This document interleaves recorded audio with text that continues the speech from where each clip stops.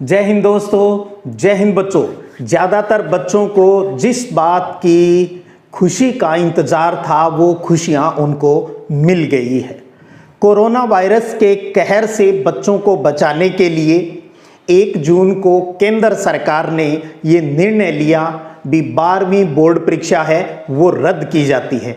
10वीं बोर्ड परीक्षा केंद्र यानी CBSE पहले ही रद्द कर चुका था और कहा था भी स्टेट बोर्ड है वो अपने अपने हिसाब से निर्णय ले क्योंकि उन्होंने कहा भी हमारा निर्णय स्टेट के लिए बाध्य नहीं है, जो उनको उचित लगे वो करे। तब हमने ये कहा था भी अब बारी है स्टेट गवर्नमेंट की, और मैंने आपको ये भी कहा था भी कल जो मीटिंग हुई शाम को राजस्थान के अंदर कैबिनेट मीटिंग, उसकी सूचना मैंने पहले ही दे दी थी भी हो सकता है कल ही मीटिंग हो जाए और आपके लिए कोई निर्णय आ जाए। और वो निर्णय आया। 3.5 घंटे की बैठक के बाद लेट तक सब वेट कर रहे थे और जो मीटिंग हुई वो हमारे CM साहब की अध्यक्षता में हुई, जिसमें विचार किया गया कि इस महामारी से समाज के अन्य वर्गों के साथ साथ विद्यार्थियों का भी है वो नुकसान हो सकता है, विद्यार्थी भी प्रभावित हो सकते हैं। और मेडिकल जो एक्सपर्ट है, चिकित्सक विशेषज्ञ जो है, और संक्रमण की तीसरी लहर से बच्चों को अधिक प्रभावित होने की आशंका जता चुके हैं। भी डर है कहीं 3rd वेव अगर आई तो वो बच्चों को नुकसान पहुंचा सकती है। इसी बात को आधार रखा राज्य सरकार ने, और राजस्थान सरकार ने कल शाम को 10 बजे के बाद ये निर्णय ले लिया भी राजस्थान में 10वीं और 12वीं बोर्ड परीक्षा अब इस साल के लिए नहीं होगी, यानी सब बच्चों को प्रमोट कर दिया जाएगा। यानी सब बच्चे पास हो गए हैं, 10वीं और 12वीं वाले सब बच्चों को बधाई पास होने की, क्योंकि आप सबको आगे की क्लासेस के लिए प्रमोट कर दिया है। और माध्यमिक शिक्षा बोर्ड के 10वीं और 12वीं का परिणाम 100%। कभी खुशी कभी गम। ज़्यादातर बच्चों और अभिभावकों में, जैसे मैंने कहा, खुशी की लहर आई है इस निर्णय से। और जो बच्चे इस परीक्षा को रद्द हो जाने की सूचना के लिए 5-7 घंटे लगातार कल दोपहर बाद से ही टीवी के आगे या YouTube चैनलों के ऊपर जुड़े हुए थे भी, मीटिंग जैसे सरकार की नहीं हो रही थी, ये सब लोग मिलकर मीटिंग कर रहे थे। मैंने कल एक डेडिकेशन देखा, एक समर्पण देखा, एक सिटिंग देखी बच्चों की भी इस न्यूज़ को प्राप्त करने के लिए भी परीक्षा निरस्त हो जाए। देखिए, स्वाभाविक था भी उनका जिज्ञासा होना भी क्या हो, लेकिन मैं ऐसे सब बच्चों को जो कल इतने ज़्यादा डेडिकेटेड थे, समर्पित थे और सिटिंग भी दी, लगातार मोबाइल उन्होंने देखा, उन सब बच्चों को एक बात मैं यहाँ कहना चाहूँगा, वो पॉजिटिव बात है भी भविष्य में भी आप इसी प्रकार का डेडिकेशन, इसी प्रकार की सीटिंग है वो अपने भविष्य को बनाने में भी आप कीजिएगा, जितना समर्पण आपने कल शाम को दिखाया था। और अब वहीं मैं बात करूं दूसरे बच्चों की जिनकी अच्छी तैयारी थी, लगातार पढ़ रहे थे, वो निराश हुए हैं भी परीक्षा रद्द क्यों हुई। ऐसे सब बच्चों को कहना चाहूँगा कि पहले तो आप इस निर्णय को मन से स्वीकार कर ले। निर्णय आपके स्वास्थ्य को ध्यान में रखकर है वो लिया है राज्य सरकार ने। आप ये भी सोच सकते हो भी हम फिर इतना क्यों पढ़े। नहीं पढ़ने वाले दोस्त आपका मजाक भी उड़ा सकते हैं, लेकिन ध्यान रखिएगा आपने पाया भी बहुत कुछ है। ये आपकी पढ़ाई आगे भविष्य में बहुत काम आएगी। ये उन मजाक उड़ाने वाले शायद बच्चों को पता नहीं होगी भी भविष्य में कितना फायदा आपको इस चीज़ का मिलेगा। अपना याद कीजिए, अपना मिशन था अब की बार 90 पार। इसकी गूंज हमेशा आपके माइंड में एक सकारात्मक प्रभाव डालेगी और आप अपनी कामयाबी के शिखर को अवश्य प्राप्त करेंगे। पढ़ाई कभी जाया नहीं जाती, नॉलेज कभी जाया नहीं जाता, इसलिए पॉजिटिव बने, इस निर्णय को स्वीकार करें। किसी प्रकार की नेगेटिविटी, हतोत्साहित होने की जरूरत नहीं है। ठीक है, एक बार माइंड में आता है भी ऐसा क्यों हुआ, क्या हुआ, बहुत कुछ चलेगा, मेरे लिए शायद कहना आसान हो जाए ऐसे बच्चों के लिए, लेकिन आपके अंतर मन में अंतर्द्वंद बहुत चल रहा होगा। लेकिन हमें स्वीकार करना है भी हाँ ऐसा हो गया है, बोर्ड परीक्षा है वो अब नहीं होगी। और अब बात ये आती है तो फिर आगे क्या होगा, कॉलेज में एडमिशन है वो किस प्रकार से होंगे, ये बातें भी आपके दिमाग में चल रही होगी।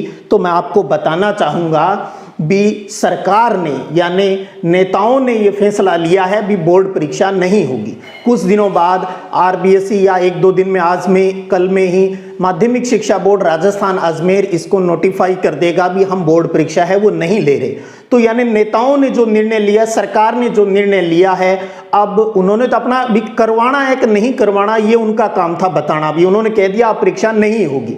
और अब जिम्मेदारी आ जाती है उच्च शिक्षा अधिकारियों की, भी उनको अब ये निर्णय लेना है, एक कोई नियम बनाने हैं भी किस प्रकार से बच्चों की मार्कशीट तैयार होगी।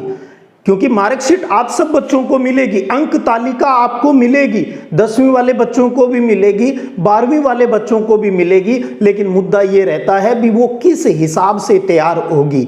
इस पर लेकर अब कुछ दिनों तक उच्च शिक्षा अधिकारियों की बैठकों का दौर चलेगा। वो ये भी डिसीजन करेंगे भी केंद्र है यानी सीबीएसई है वो क्या डिसीजन लेता है, दूसरे स्टेट क्या किस प्रकार से इसके ऊपर काम करते हैं, उनके ऊपर भी रिसर्च होगा। तो मैं कहूँ भी अगले 15 दिन तो कम से कम हो सकता है पूरा जून निकल जाए इस सिस्टम को बनाने में भी बच्चों की मार्कशीट किस आधार पर तैयार करें। अब उनके सामने एक बात तो पता है उनको भी 20% का काम तो हुआ पड़ा है। 20% जो अंक एसेशनल मार्क्स के रूप में आपके जो होमवर्क के रूप में थे इस बार, वो तो स्कूल वालों ने भेज दिए हैं या अब वो जो बचे हुए हैं वो भी भेज देंगे। 80% अंक है वो किस हिसाब से डिसाइड हो, क्योंकि राजस्थान की बात करूं तो न तो टेस्ट हुए ना हाफ ईयरली एग्जाम हुई, कुछ प्री बोर्ड थोड़े बहुत जरूर हुए लेकिन सब बच्चों ने वो भी नहीं दिए। तो ये एक बड़ी समस्या है सरकार के सामने। अभी निर्णय तो हो गया, अभी नहीं होगी, लेकिन अंक तालिका बनाना भी एक इनके लिए जटिल काम होगा। लेकिन आने वाले दिनों में उच्च शिक्षा अधिकारी जरूर इस मुद्दे को सुलझा लेंगे। और मुझे जहां तक संभावना लग रही है इसमें आपके 10वीं के जो जैसे 12वीं वाले जो बच्चे हैं अब वो उनकी 10वीं की बोर्ड परीक्षा हुई थी, एक तो उसको भी आधार रख सकते हैं भी 10वीं क्लास में आपके परसेंटेज कितने थे। और 11वीं क्लास का जो कि आपको प्रमोट किया था 2 टेस्ट और हाफ ईयरली के हिसाब से कुछ कैलकुलेशन थी और आपको 11वीं में से 12वीं में प्रमोट कर दिया था।